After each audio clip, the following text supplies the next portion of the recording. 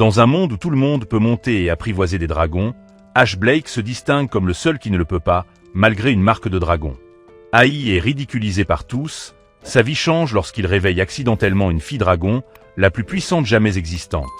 Un dragon sacré regarde le corps d'un garçon mutilé, qui met sa vie en danger pour exaucer le vœu d'une fille.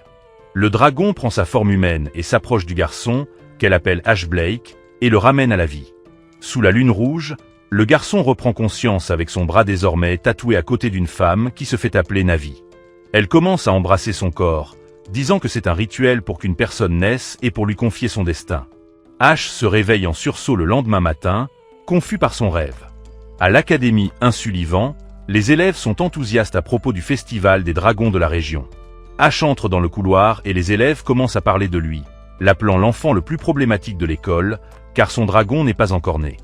Un élève parie même que son dragon sera également problématique. Ce commentaire le fait exploser et il est sur le point de confronter le garçon lorsque son ami Raymond l'arrête.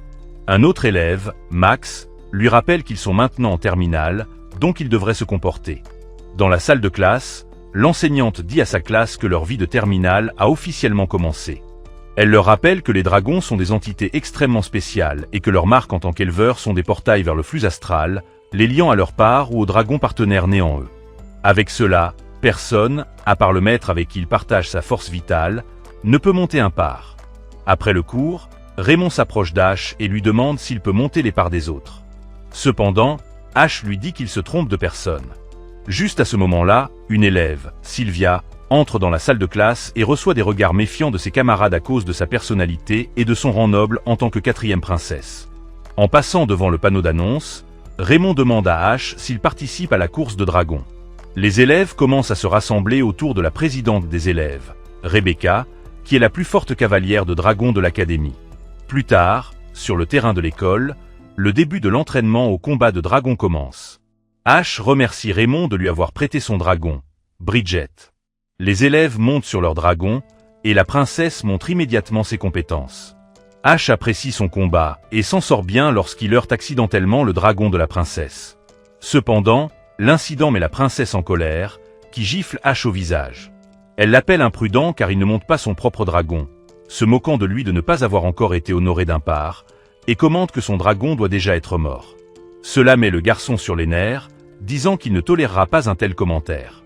Sylvia le défie alors pour le prochain festival des dragons d'art et déclare que si elle le bête, elle reprendra ses mots et s'excusera.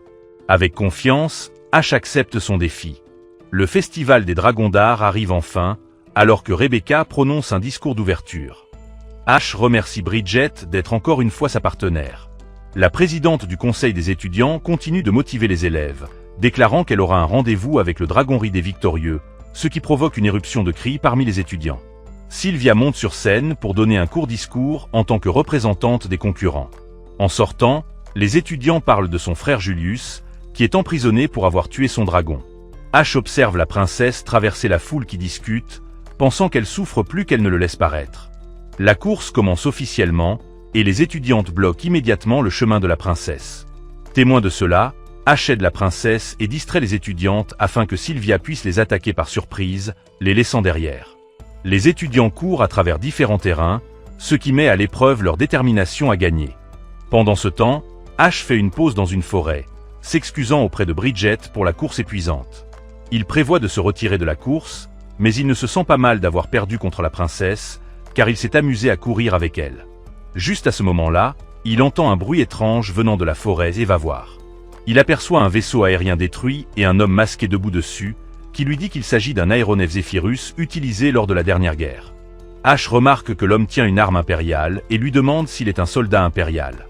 L'homme ne répond pas et lui dit qu'il a un dragon immature en lui, révélant sa capacité à voir les dragons en raison de la malédiction qu'il porte. Juste à ce moment-là, une fille l'attaque, lui ordonnant de rester éloignée de son maître, qu'elle appelle Milgo. Le garçon s'échappe de la fille, qui le poursuit à travers la forêt. Finalement, elle le rattrape, mais hésite à le tuer, comme si elle avait vu quelque chose de choquant.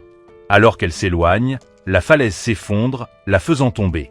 Cependant, Ash vient à son secours et tombe à sa place. Milgo appelle la fille Anya et lui dit qu'il devrait y aller. Pendant ce temps, alors qu'Ash continue de tomber vers sa mort, sa marque de dragon émet soudain une lumière brillante et donne naissance à son dragon sous la forme humaine d'une belle fille. Choqué, il se souvient soudain de son rêve d'une femme, lui disant qu'elle renaîtra. Ash regarde intensément la fille endormie dans ses bras, se demandant si elle est sa part. La fille se réveille lentement et est choquée de le voir alors qu'elle dort, le faisant voler dans le lac. Elle lui rappelle de ne pas regarder le visage d'une dame pendant qu'elle dort. Le garçon demande si elle est sa part, ce qu'elle confirme. En entendant cela, Ash se présente formellement comme son maître, mais la fille refuse cette idée, disant qu'elle est la maîtresse dans leur arrangement, ce qui confond le garçon. Cette nuit-là, dans la chambre d'Ash, la fille dragon occupe fièrement le lit d'Ash pour dormir, disant au jeune garçon de dormir par terre à la place. Le lendemain, la présidente du conseil des étudiants, accompagnée de Max, lui rend visite pour vérifier sa nouvelle pas réveillée. Cependant, cela provoque des malentendus car la fille est déshabillée, et il y a des marques d'amour sur tout le corps d'Ash. Le garçon précise qu'il s'agit des marques de jeu du bébé dragon, et qu'ils n'ont pas dormi dans le même lit. Le dragon souligne qu'elle n'a pas besoin de vêtements parce qu'elle est un puissant dragon. Déconcerté, il couvre son corps exposé avec une couverture. Rebecca lui donne alors des vêtements pour le dragon et l'informe que le docteur Cornwell est actuellement en train de déterminer la meilleure façon de s'occuper de son dragon. D'ici là, elle restera dans son dortoir. En se promenant dans la ville, les gens dévisagent la fille qui porte maintenant l'uniforme de l'académie. Soudain, son ventre gronde, ce qui pousse le garçon à lui acheter un repas. Après avoir été énergisé par la friandise qu'elle mange, le dragon se sent soudain chaud et commence à lécher le garçon, ce qui choque tout le monde. À ce moment-là, la princesse arrive et voit le tumulte, accusant le garçon de faire une activité illicite en plein jour. Le dragon éternue, provoquant un coup de vent qui expose les sous-vêtements de la princesse. Déconcerté, le garçon est pris au dépourvu et reçoit une correction de la princesse. La servante de Sylvia, Cosette, fait boire au dragon un médicament qui combattra l'effet alcoolique d'Antare provenant de la crêpe qu'elle a consommée. Le maître la remercie, elle qui ne se rend pas compte qu'un certain aliment peut rendre un dragon ivre. La princesse se moque de lui pour son ignorance, mais s'excuse pour ses mots durs plutôt concernant son dragon et s'en va. Le duo se promène alors dans la ville, achetant des nécessités pour le dragon. Prenant une pause, Ash réalise que le dragon n'a pas encore de nom et l'appelle Echo d'après le premier élevage. Après que le dragon ait reconnu son nom, la marque étoilée dans les bras d'Ash s'active, signalant que leur lien est complet et que leurs énergies astrales coulent désormais ensemble. Echo va dans la salle de bain, sans se douter que quelqu'un l'observe dans l'obscurité avec de mauvaises intentions. Pendant ce temps, Sylvia et Cosette aperçoivent Ash en train d'espionner à l'intérieur des toilettes des femmes. Mal compris, Sylvia le réprimande pour être tordu. Cependant, il explique qu'Echo est entré et n'est jamais sorti. Les deux filles entrent et découvrent Fafnir à la poussière, ce qui suggère que son dragon pourrait avoir été enlevé. Anxieux, le garçon tente de courir après les ravisseurs, mais la princesse l'arrête, disant qu'il doit utiliser le flux astral en lui. Il libère sa marque étoilée et se concentre sur sa connexion avec Echo pour la localiser. Alors qu'il se remémore des images d'elle, un flux astral sous forme de papillon se manifeste, le conduisant à Echo. Pendant ce temps, dans une pièce, Echo est attaché à un lit et est expérimenté par une femme qui s'intéresse à un dragon né ressemblant à un humain. De plus, la femme trouve étrange qu'Echo n'ait aucun souvenir de ses mémoires de dragon et qu'elle ait été privée d'accès par le Draguard puisqu'elle n'a aucun souvenir. La femme prévoit de faire en sorte que son corps se souvienne en la disséquant. Les cris d'Echo peuvent être entendus de l'endroit où se trouvent Ash et les autres. Il essaie d'ouvrir une porte, mais en vain, ce qui pousse la princesse à utiliser son pouvoir pour forcer l'entrée. En entrant dans la pièce, Ash exige que la femme lâche son dragon. Cependant, la femme refuse, disant qu'elle suit simplement la demande de l'académie. En entendant cela, Sylvia réalise que la femme est des Docteur Angela Cornwell, la chercheuse sur les dragons. Refusant d'abandonner son échantillon intéressant, elle active le chant oracle, leur interdisant d'invoquer leur dragon et de s'échapper de l'installation. Elle leur ordonne de regarder silencieusement alors qu'elle dissèque Echo et lance un sort pour les endormir. Affecté par la magie, le garçon lutte pour rester éveillé, ce qui frustre Echo. Elle lui ordonne de la sauver, ce qui entraîne sa magie à s'écouler en lui à travers le flux astral. Il brise facilement le cercle magique, exigeant qu'Angela lui rende son dragon. Echo est libérée et enlace le garçon pour se réconforter, mais le frappe lorsqu'elle sent sa main sur elle. Pendant ce temps, Cosette, qui semble être éveillée tout ce temps, sourit à leur vue. Plus tard, dans la chambre d'Ash, il regarde son dragon dormant paisiblement et touche tendrement ses cheveux. Le lendemain, Ash et Sylvia sont choqués d'apprendre que leur nouvelle professeure principale n'est autre qu'Angela Cornwell elle-même. Plus tard, Sylvia s'occupe des besoins de son dragon. Elle jure de tenir sa promesse à un garçon de devenir une arche-dragonard. Juste à ce moment-là, entendant un tumulte, la princesse vient à l'aide de la nuit et capture un dragon indiscipliné. Pendant ce temps, au bureau du conseil des étudiants, Rebecca continue de convaincre Ash de rejoindre le conseil et lui pose des questions sur le dieu louche qu'il a croisé dans les bois l'autre jour. Elle soupçonne qu'ils sont des espions impériaux envoyés par l'Empire de Zéphiro pour les surveiller. Juste à ce moment-là, ils entendent les sirènes retentir.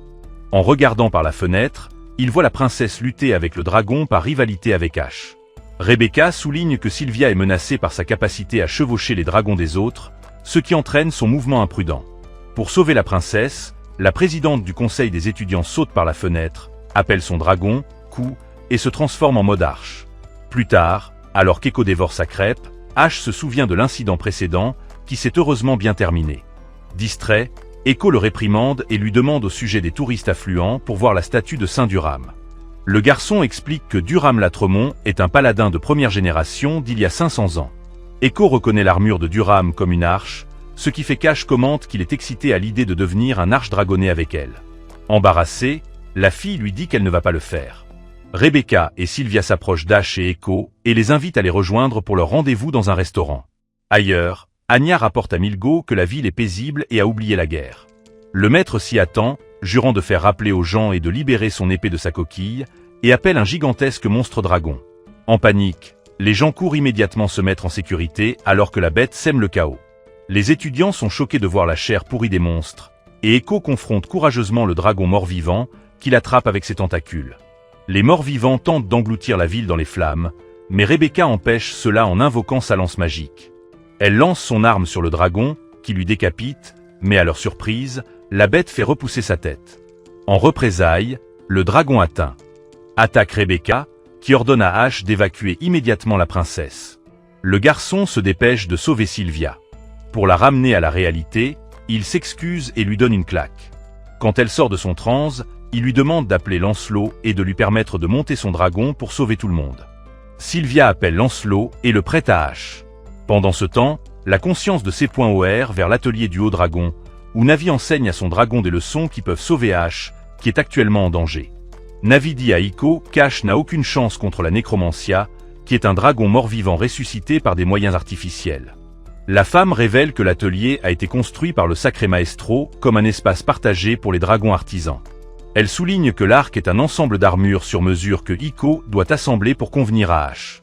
Navi lui donne les tailles du garçon qu'elle a obtenu avant la naissance d'Echo. Sachant qu'Ash est en danger, le dragon commence à fabriquer l'arc.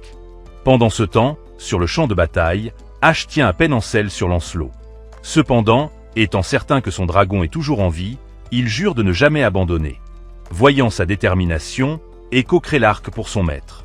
Alors qu'Ash est sur le point d'être tué, l'arc s'active, offrant au garçon une armure puissante, essayant de cacher son embarras.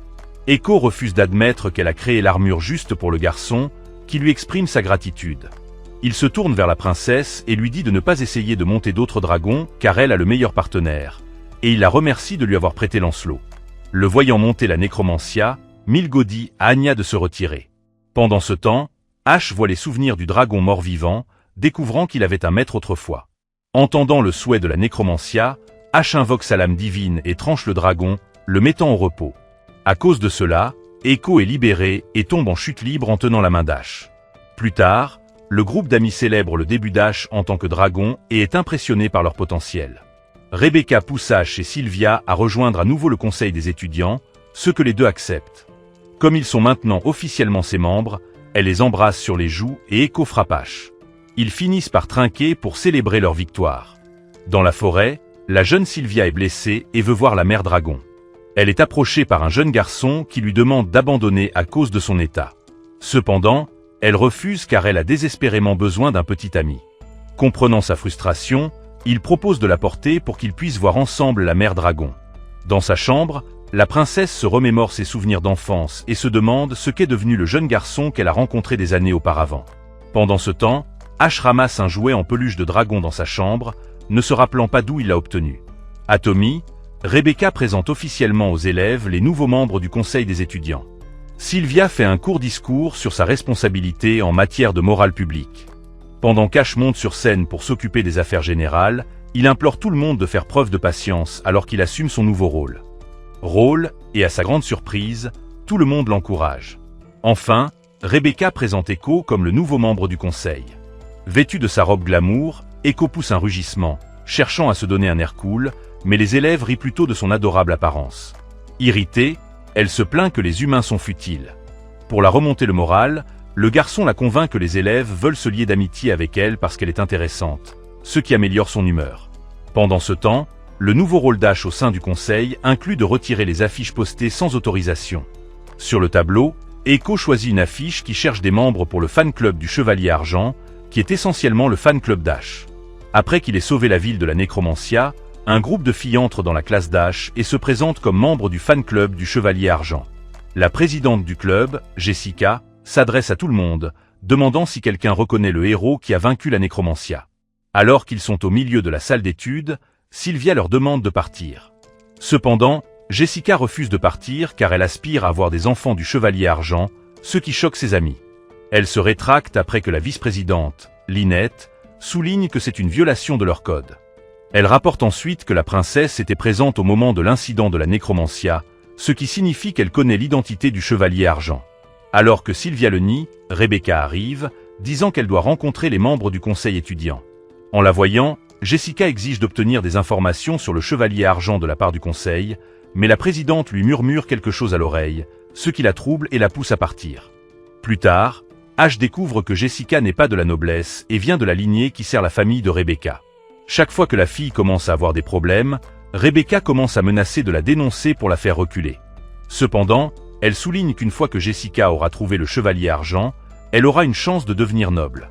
Dans leur pays, qui valorise les dragons, si elle épouse le Chevalier Argent, son avenir sera assuré.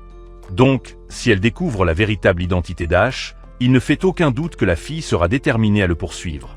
Revenant au sujet principal, elle informe tout le monde que la première princesse, Veronica, visitera l'académie après l'attaque, mais cela semble terrifier Sylvia. De retour à Sylvénie, la Dame de Fer, qui s'avère être Veronica, ordonne à ses serviteurs de se rendre à l'académie. Pendant ce temps, Anya se déguise en vendeuse de fleurs pour recueillir des informations sur Ash et voit des filles de son âge qui sont toutes bien habillées.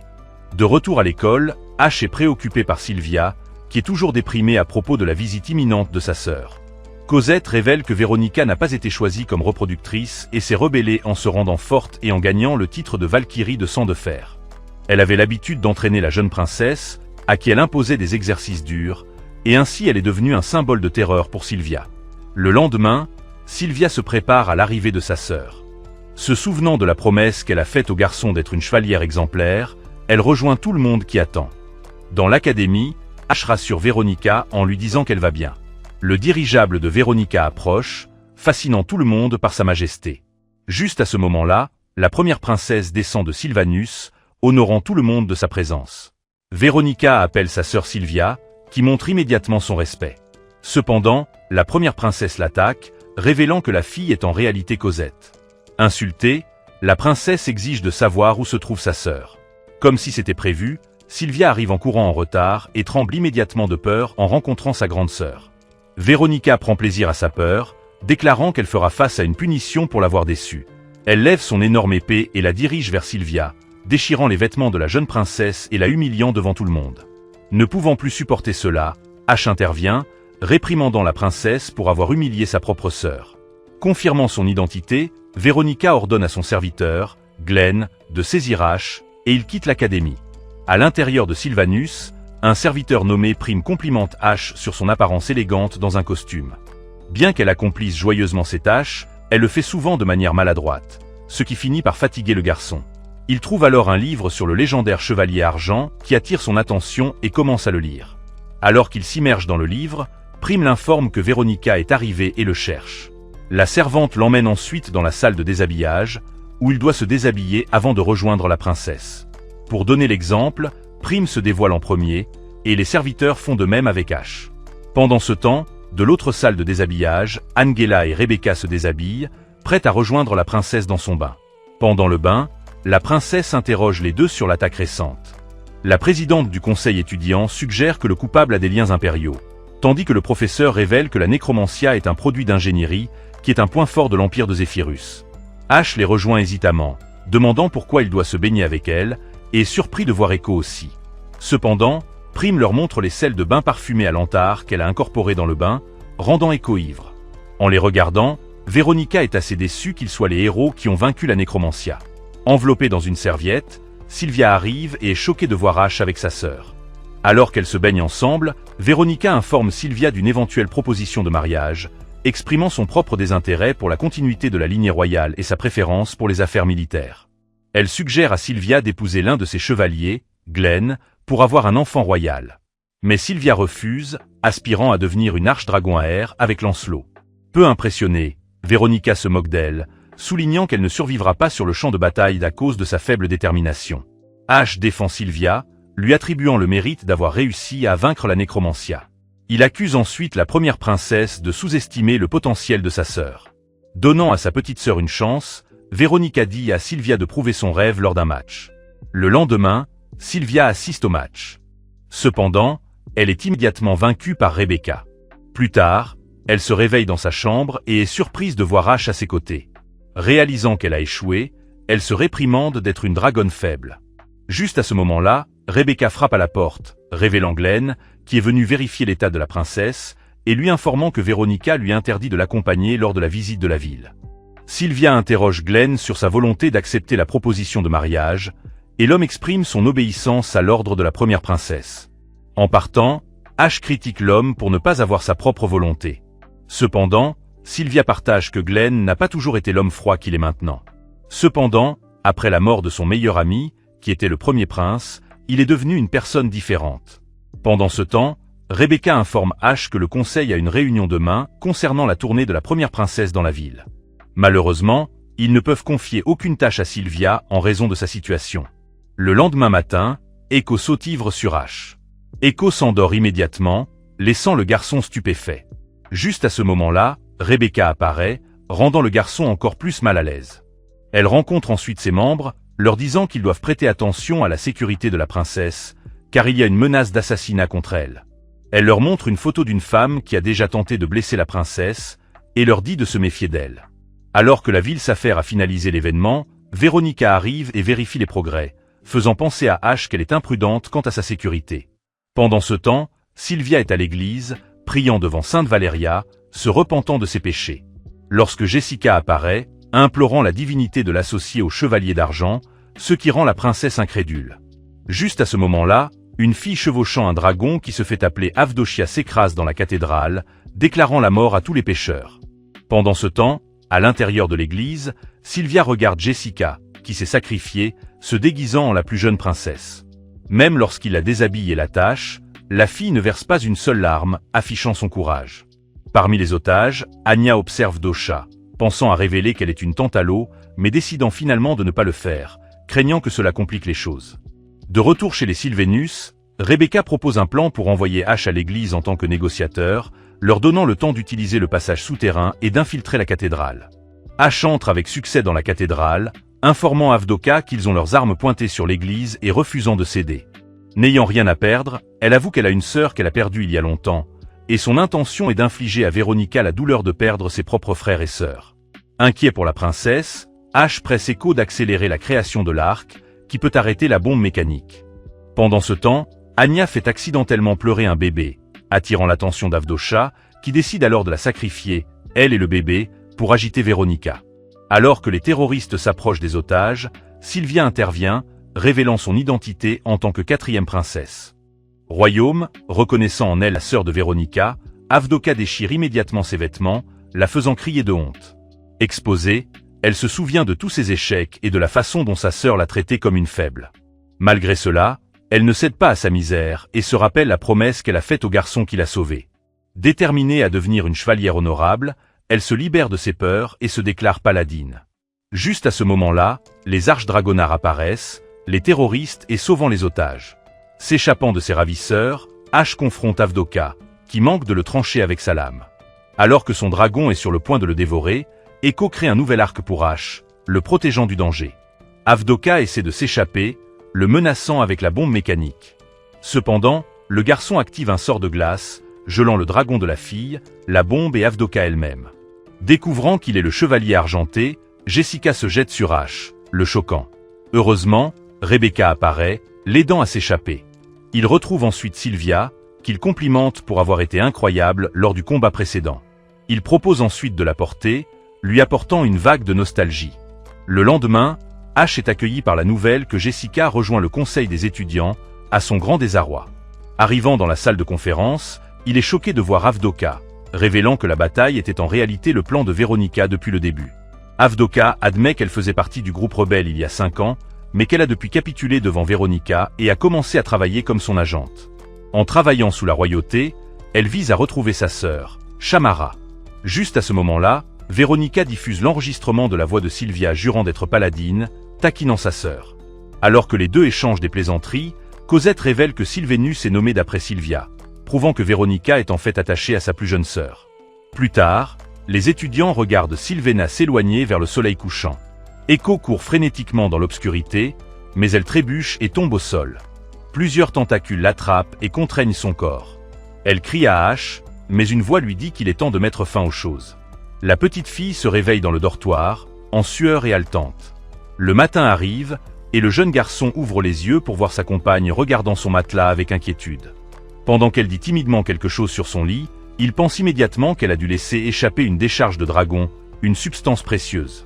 Gênée, elle essaie de l'empêcher de s'approcher, mais il lui assure que ça va, et qu'il l'accepte entièrement. Il jette un coup d'œil avec sa permission, et est choqué de découvrir qu'elle a mouillé le lit normalement. Sa réaction lui vaut un coup de poing au visage. Dans un dîner, une femme se plaint que plusieurs de leurs employés ont démissionné pendant la haute saison. À cause de cela, elle accepte immédiatement Anya, qui a postulé pour travailler en cuisine. Cependant, le manager dit que ce serait du gâchis de la garder cachée et la transforme plutôt en jolie serveuse. En route pour l'école, Ash partage qu'Echo a pris un jour de congé. Raymond parle de l'entraînement à venir. Quand, où la plupart des figures éminentes de l'école seront présentes. Les participants sont annoncés lors de l'assemblée, et une forte réaction négative survient lorsque Lucas, le secrétaire du conseil des élèves, est appelé. Les autres se plaignent, car la fille choisie vient à peine en cours. Elle est un prodige connu et la plus jeune personne à avoir reçu un titre de Dragon Air. Avant de terminer l'assemblée, Rebecca s'avance, disant qu'il y a un dernier élève qui sera présent par invitation spéciale. À la surprise générale, Ash est appelé. Alors qu'il remet en question la décision, la présidente explique plus tard qu'il est suffisamment capable, évoquant ses diverses réalisations récentes. Désirant développer son talent, elle a établi un tout nouveau ensemble de critères pour l'admettre. Alors que Sylvia et Jessica Eve sont éliminées, Max pousse la porte en rapportant d'urgence qu'il y a un incendie dans l'un des bâtiments. Ils se précipitent tous les 5 sur les lieux et voient une fille ressemblant à une elfe dans un cercueil. Alors qu'ils se demandent si elle est morte, la fille se réveille en bâillant et ils réalisent que toute la fumée à l'extérieur venait de son encens. Elle s'excuse timidement pour les désagréments causés et explique que ce sur quoi elle était allongée était un Eshbladi dans son lit, ressentant de l'hostilité. Elle se cache derrière Rebecca, qui la présente comme Lucas, la secrétaire du conseil, et une fée de la forêt.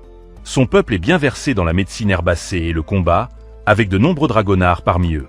La présidente demande alors à propos de son Pargaouin. La fille admet qu'il ne lui permet plus de monter sur lui.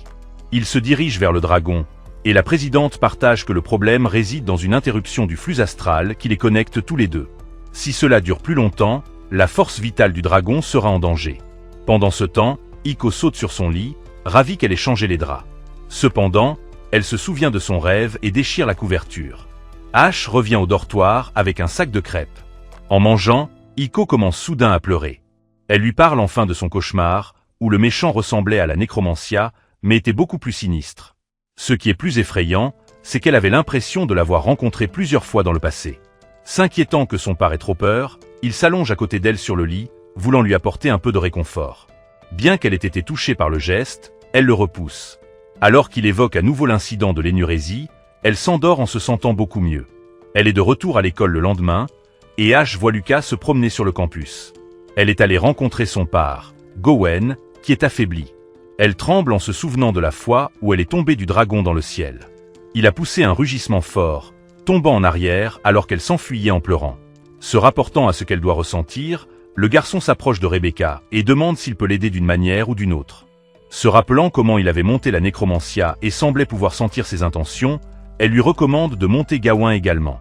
Lui et ses amis se dirigent vers la chambre des Ikebladians et trouvent la fille allongée dans son lit. En se réveillant, Lucas voit les cornes arrondies d'Ike et saute somnolente vers elle, demandant à goûter.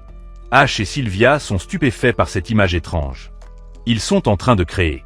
Ils expliquent ensuite le plan pour que le garçon monte son par, mais lui demandent d'essayer de lui parler une fois de plus. Elle s'approche, mais s'enfuit en entendant un rugissement effrayant. Rebecca la tire en arrière, mais elle refuse d'avancer. Avec cela, Ash équipe son arc et s'approche du dragon, mais la barrière est pulvérisée par une attaque. La poussière se dissipe, et il lève les yeux pour voir Gawain, visant une attaque élémentaire contre lui. Gawain le projette facilement loin. Son armure d'arc le protège à peine, mais il perd néanmoins connaissance. Au dîner, ils se regroupent et parlent de leur mission échouée. Le camp à venir aurait pu être une bonne opportunité, mais dans l'état actuel des choses, Lucas pourrait même ne pas y assister. Avec la permission du président du conseil, il retourne au dortoir des femmes pour parler à la secrétaire à nouveau. Pendant qu'elle se baigne, la fée de la forêt se remémore le moment où son par se blottissait dans ses bras quand il était bébé. Puis, Ash arrive avec Echo. Il explique calmement que leur plan a échoué. Il parle ensuite du camp d'entraînement et de la possibilité d'y assister avec Gawain. Il aimerait qu'elle essaie de l'affronter une fois de plus, en soulignant que le lien entre le Bréder et le par est irremplaçable. Agacé par leurs inquiétudes, Echo gronde les humains, disant qu'ils compliquent les choses et se disputent avec le garçon. En les voyant, Lucas se souvient de son propre lien avec son par et accepte d'assister au camp. Dans une cabane, Anya voit Milgo dans l'obscurité. Elle rapporte que son infiltration a été réussie et qu'elle suivra ses cibles jusqu'à leur camp d'entraînement en tant que personnel de cuisine. L'homme reconnaît où le camp sera tenu, partageant que c'est là que les cendres des jeunes dragons sont enterrées. Le plan est de se retrouver là-bas quand le moment sera venu. Resté seul, il dit que le descendant d'Avalon est né et trouve ironique qu'elle ait été nommée assez haut. Le jour du camp est arrivé, et les participants se dirigent vers le lac Alan avec leurs dragons. Avec Gawain se rendant directement sur le lieu, Lucas monte avec Rebecca. Tandis qu'Echo monte avec Sylvia, elle joue avec son corps. Se plaignant qu'Ash la regarde toujours d'une manière différente de celle dont il regarde son par. Ils atteignent bientôt l'hébergement, où le président du conseil fait des remarques d'ouverture encourageantes. Pour l'instant, on leur dit de se reposer en préparation des jours éprouvants à venir, mais elle ajoute qu'il devrait être acceptable de jouer un peu dans l'eau. Sur ce, tout le monde se change rapidement en maillot de bain et s'engage dans des activités récréatives. Angela s'éloigne seule dans la forêt. En regardant tout le monde s'amuser, Ash garde ses vêtements normaux, incapable de se sentir à l'aise de leur montrer sa marque étoilée. Soudain, le par de Jessica le soulève et elle l'entraîne pour une lune de miel improvisée. De même, Sylvia se plaint du maillot de bain fin que Cosette a préparé, mais la servante menace de la changer elle-même si elle continue de refuser. Plus tard, les garçons sont stupéfaits et acclament en voyant Rebecca et la princesse en maillot de bain.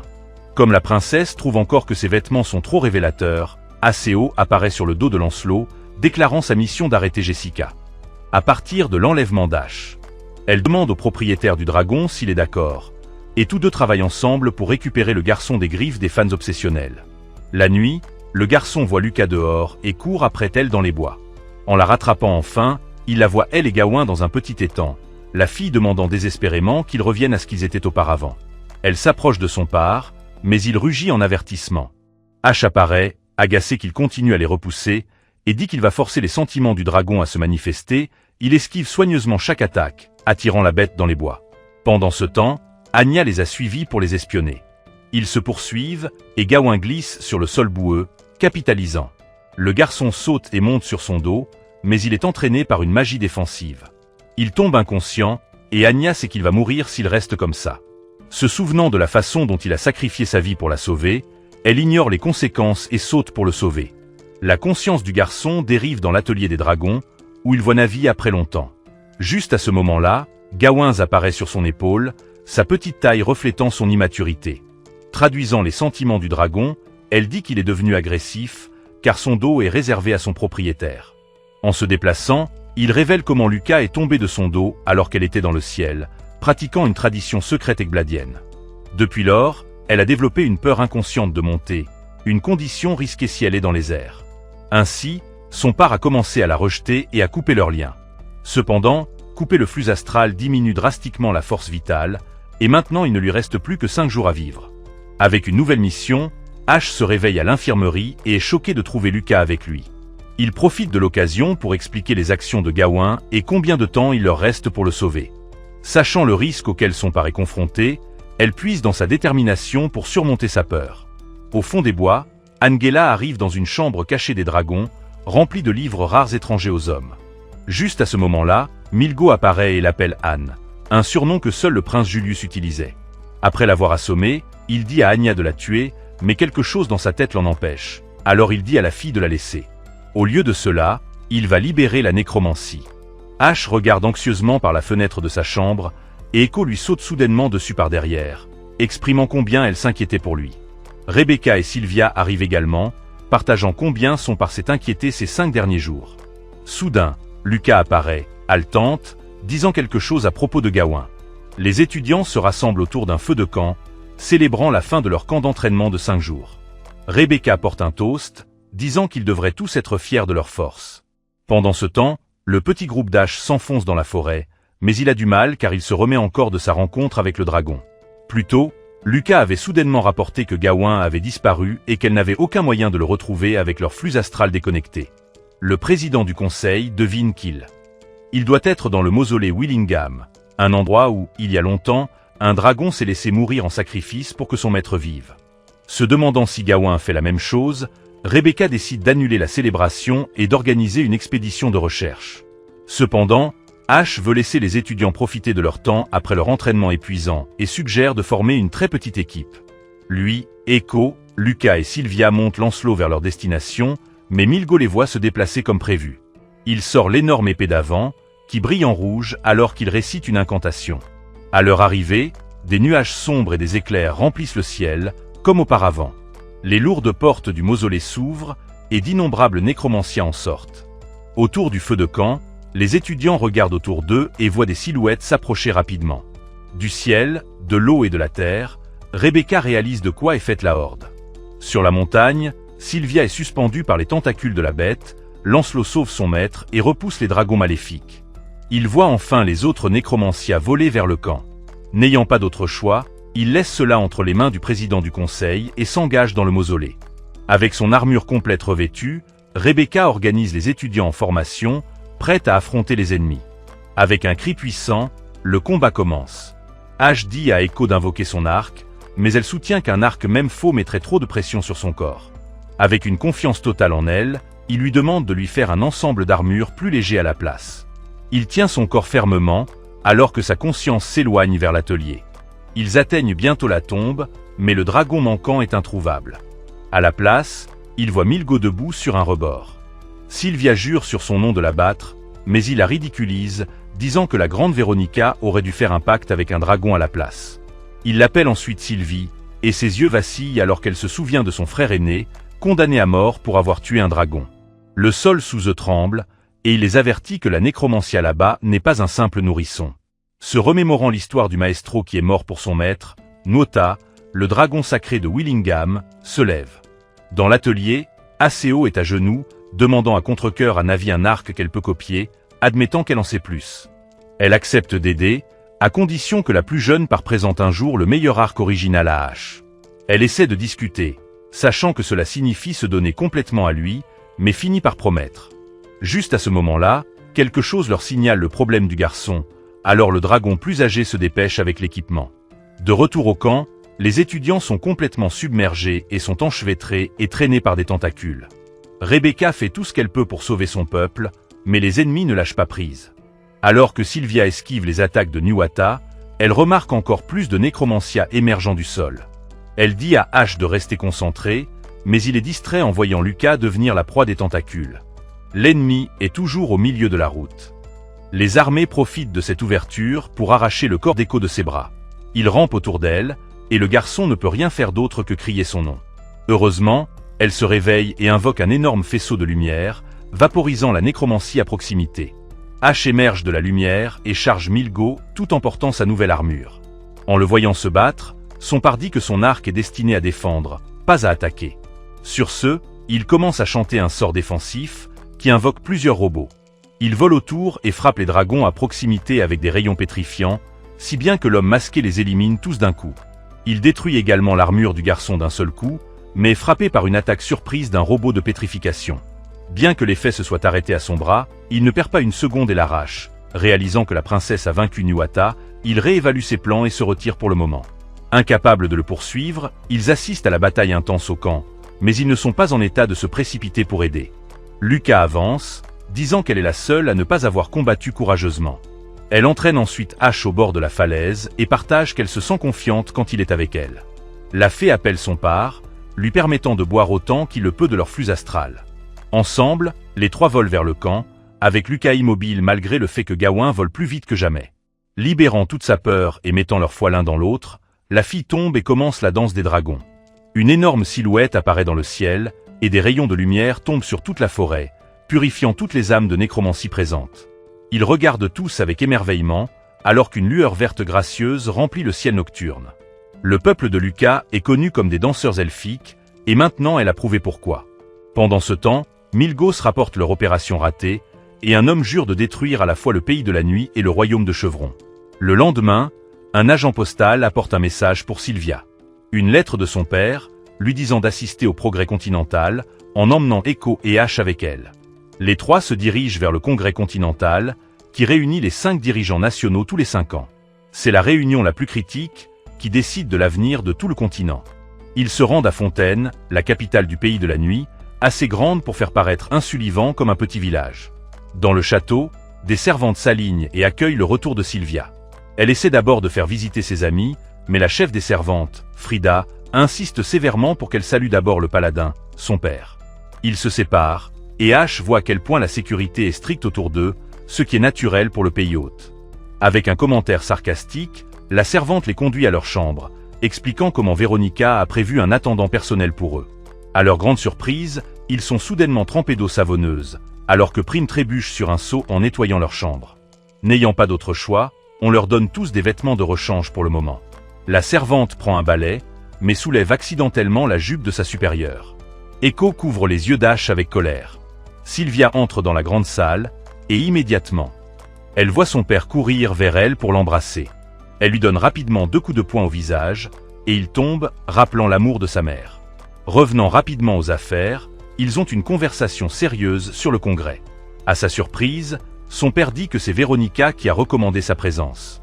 Quant à ses 2 amis, il les a simplement invités à s'amuser, car c'est le moment idéal pour paraisser en tant que figure de proue. Sylvia mentionne le nom de Julius et demande s'il a vraiment été exécuté. Le paladin répond que c'est le cas, car son crime était trop grave, même pour un prince. Cependant, il est évident qu'il ment. Pendant ce temps, Ash voit Echo émerveillé par la grande ville et dit qu'ils peuvent aller l'explorer. Les yeux du petit dragon brillent d'émerveillement, ravi par toute la ville et à quel point elle est différente de l'endroit d'où ils viennent. Elle profite de la nuit à fond et Anya les observe de loin. Chargés de s'occuper d'elle, les 2 compagnons sont épuisés à la fin de la soirée. Alors qu'ils s'apprêtent à commander des crêpes, Echo remarque le garçon, regardant avec envie les couples autour d'eux. Il explique qu'ils sont amoureux et collés l'un à l'autre. La fille le pousse, disant qu'il peut lui tenir la main s'il le souhaite. Alors qu'ils deviennent plus gênés, il voit un énorme navire au-dessus, appartenant à la maison de Whitechosen. Juste à ce moment-là, Cosette apparaît soudainement pour les récupérer. On leur donne tous des vêtements élégants à porter au banquet, et Echo se rappelle de se comporter correctement car ils seront parmi des dirigeants nationaux. Sylvia entre, et Ash est stupéfait de la voir aussi élégante. Alors que son père devient jaloux, Frida annonce que les préparatifs sont terminés et les conduit dans la salle. Là, le paladin voit enfin les amis de sa fille et leur dit joyeusement de profiter. Ils étaient inquiets de le rencontrer, mais le chef du royaume est beaucoup plus amical que prévu. À la grande surprise de tous, il accorde soudainement à Ash le titre de dragonard, déclarant que son père est simplement d'un niveau différent des autres dragons. Il s'agenouille et est officiellement adoubé avec ce haut titre. Alors que Sylvia observe, elle pense à la façon dont il peut être promu encore un cran plus haut et obtenir la permission d'épouser la royauté. Elle rougit à cette pensée et détourne le regard. Au dîner, elle demande pourquoi l'empereur de Zéphro sera absent du congrès. Son père explique que c'est à cause de son âge avancé. Elle doute de leur raisonnement, mais le paladin dit que parler vient d'abord et qu'ils ne doivent pas provoquer de guerre. Ainsi, le bal masqué de demain obligera les participants à couvrir leur visage, leur permettant de s'exprimer librement. Il réussit à inviter les 2 à se joindre et prend soudain une expression sérieuse. Le père demande ouvertement au garçon s'il a une relation impure avec sa fille. Sans attendre de réponse, il le prévient de ne pas poser le moindre doigt sur elle, sinon il se chargera lui-même de le punir.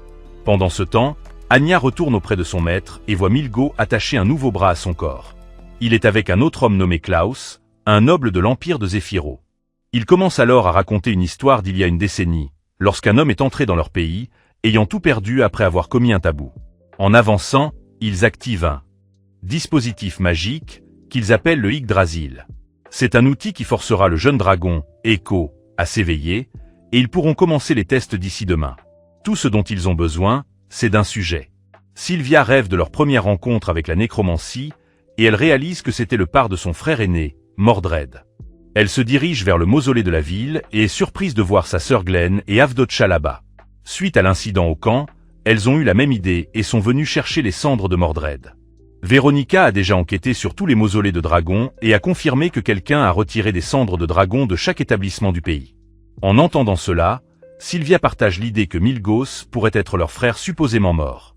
Malgré la réaction intense de Glenn, elle continue, ajoutant qu'elle a ressenti le part de leur frère dans le dragon qui a attaqué la ville auparavant.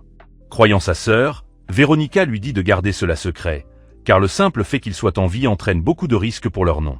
Pendant ce temps, Milgos regarde le Yggdrasil avec un sourire sur le visage.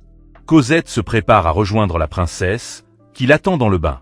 Tout en profitant de l'eau chaude, Sylvia demande s'il est vraiment nécessaire qu'elle prenne un bain, en attendant que sa robe soit retouchée. La servante insiste alors sévèrement sur le fait que la propreté est d'une importance capitale pour les dames lors d'un bal. Echo est occupé à choisir une robe à porteur, ne voulant pas déshonorer sa race de dragon en étant surpassé par des humains. D'un autre côté, Ash est affalé sur son lit, croyant que personne ne se soucie vraiment de ce que portent les hommes à un bal. Sylvia frappe à sa porte, revenant du massage intense de sa servante. Elle reste silencieuse. Ne pouvant supporter l'embarras, il lui demande comment s'est passée sa séance d'essayage. Elle dit que sa robe est en cours de retouche et lui demande de l'écouter sur quelque chose qui la préoccupe. Echo passe en revue une variété de robes, jusqu'à ce que Prime pleure sur le tas de vêtements au sol, se plaignant de ses exigences. Le dragon dit qu'elle ne se laissera pas surpasser, surtout par la princesse, qui s'est rapprochée de son maître récemment. La servante essaie de compatir, disant que cela doit être difficile de savoir qu'Ash épousera un jour une humaine. Soudain, elle se retrouve dans son cauchemar et s'enfuit de la pièce. Sylvia révèle que Milgol est son frère, et que leur père n'a pas pu se résoudre à l'exécuter. Tout ce qu'ils ont traversé jusqu'à présent a conduit à une seule conclusion. Elle ne les avait tout simplement pas vus. Son esprit est envahi de questions. Alors Ash suggère qu'il demande simplement à son frère, au lieu de s'inquiéter autant. Soudain, de fortes éclairs apparaissent, et ils se retrouvent à quelques centimètres l'un de l'autre. Il hésite, pensant aux circonstances, mais elle murmure quelque chose, et il s'approche pour l'embrasser. Cependant, ils se séparent immédiatement en entendant quelqu'un frapper à la porte. La princesse se précipite hors de la pièce pour chercher sa robe pour le bal. Pendant ce temps, Echo court sous la pluie. Elle est bien consciente qu'Ash tombera probablement amoureux d'une humaine, la laissant seule dans le futur, sans savoir qui la cherche dans le château. Le dragon se perd et tombe sur Anya, qui ordonne à des hommes suspects. Juste à ce moment-là, la voix de Prime résonne, appelant la fille disparue.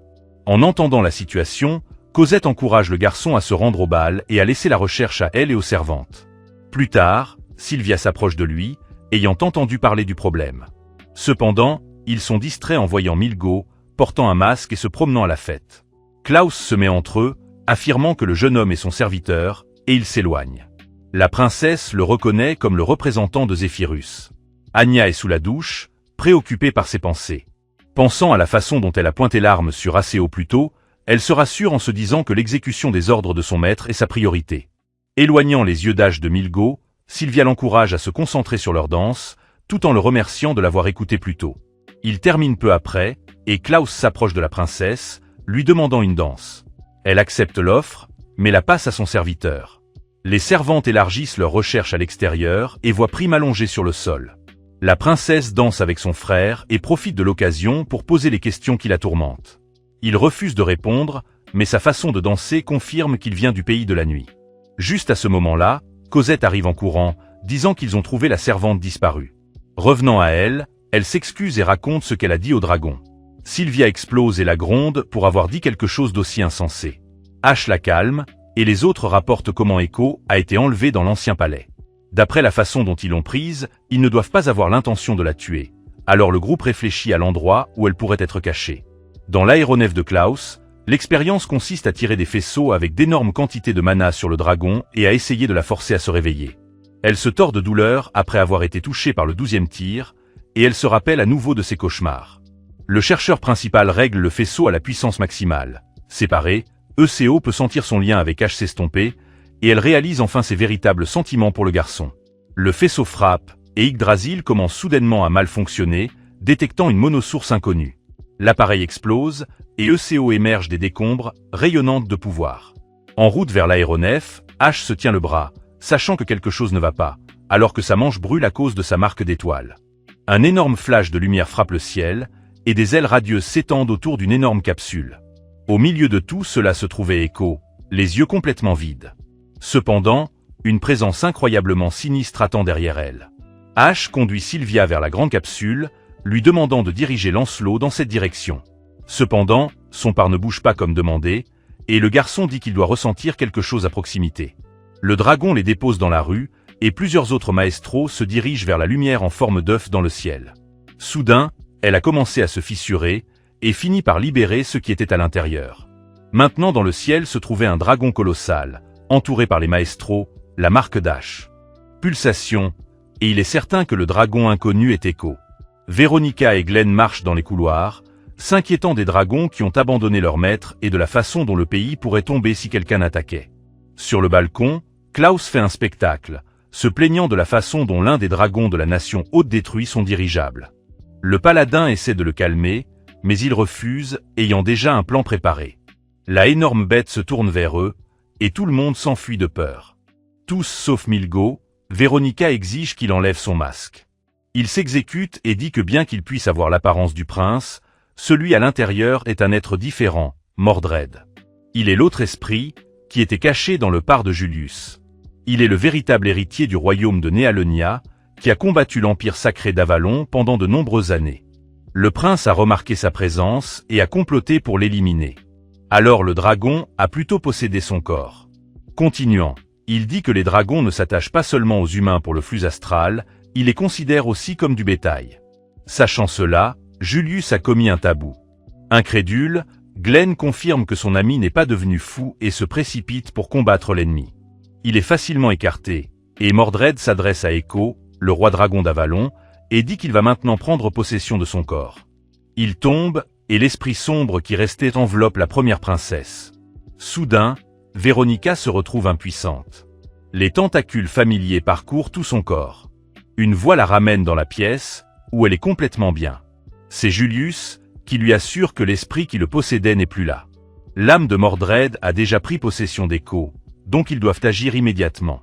Juste à ce moment-là, le énorme dragon absorbe une énorme quantité de pouvoir, accélérant sa transformation en son moi sinistre. Dans le vaisseau de travail, Navi salue Mordred, qui refuse de croire qu'elle est aussi insignifiante qu'elle le laisse entendre, et devine qu'elle doit être elle-même liée au dragon. Il demande son aide, mais elle a déjà choisi son camp, surtout celui du jeune garçon. Rejeté, l'esprit maléfique recourt à la violence. Sachant qu'Echo souffre, H commence à bouger, croyant qu'il peut inverser la tendance en chevauchant son par. Les deux se réunissent avec l'autre groupe, et la princesse tombe en larmes en voyant à nouveau le sourire chaleureux de son frère. Ils s'approchent alors du garçon, disant qu'ils doivent extirper l'esprit envahisseur du corps de leur ami, et qu'il est chargé de le faire. Tant que Navi le retient, le dragon maléfique ne peut pas renaître complètement. Il vole vers le dragon sur le vaisseau de Véronica, que Julius a pris de force, après avoir menacé de révéler les secrets embarrassants de sa sœur à toute l'armée, qui était son obsession extrême pour Sylvia. Ils avancent droit vers Sylvena, et le garçon a le contrôle sur le moment où il veut sauter. Juste à ce moment-là, Mordred lève les yeux et tire sur le vaisseau avec des faisceaux puissants. Il se plaint que Navi ne résiste plus, mais sa voix résonne dans sa tête. Prétendant qu'elle l'est. Plusieurs maîtres entourent la bête et l'attachent avec des chaînes lumineuses. Cependant, le navire ne peut plus supporter, alors le garçon doit sauter quand il le peut. Il bondit et glisse jusqu'au dos du dragon, mais voit le navire s'écraser dans les flammes, le prince toujours à l'intérieur. Dans son subconscient, ACO est enfermé dans une cage à oiseaux. En essayant de se libérer, Navi apparaît, semblant un peu plus déchirée que d'habitude après avoir affronté les tentacules de l'ennemi. Elle demande la main de la petite fille et lui transmet des informations sur la situation. De plus, elle montre H, grimpant le cou du gigantesque dragon, refusant d'abandonner, malgré les chutes répétées. Elle se demande pourquoi il irait si loin pour quelqu'un qui a été une véritable nuisance. Lorsqu'on lui demande comment elle peut aider, Na'vi dissipe la cage et lui ordonne de lui dédier un arc en tant que princesse d'Avalon. Tant que ses sentiments pour lui sont sincères, cela devrait se matérialiser sans problème. Mordred se libère des chaînes, et Ash tombe en chute libre dans le ciel. Heureusement, Lucas le sauve à temps, et il voit que tous leurs amis se sont rassemblés pour les accompagner. Ils travaillent ensemble, servant de défense, d'attaque et de mobilité pour le garçon. Il tombe sur son dos, mais il se retourne et le frappe avec un puissant rayon. Soudain, la voix de son pas résonne, et il se retrouve dans un plan astral à côté d'Echo, qui lui dit d'accepter ses sentiments. De retour sur le champ de bataille, le blast est dévié, et il émerge vêtu d'un arc, créé à l'origine par Echo. Suivant ses instructions, il invoque son enchantement spécial, l'épée sainte, Excalibur. Avec cela, il tranche facilement chaque attaque et vainc l'esprit noir d'un seul coup. Le dragon se dissipe, et son précieux paraît sauvé. Au cœur de la ville, Avdoka et ses hommes trouvent Anya, gravement blessée. Bien que les choses se soient calmées, Mordred a malheureusement pu s'échapper, et tout est laissé à la politique. Les visiteurs d'Ash le laissent seul avec Echo. Il s'excuse de lui avoir coupé la corne pendant le combat et dit qu'il sera son chevalier, quoi qu'il arrive. Cependant, elle n'est pas satisfaite. Elle veut quelque chose de plus, et s'en est assurée dans l'atelier. Leurs yeux transmettent leurs sentiments, et les deux partagent un baiser tant attendu.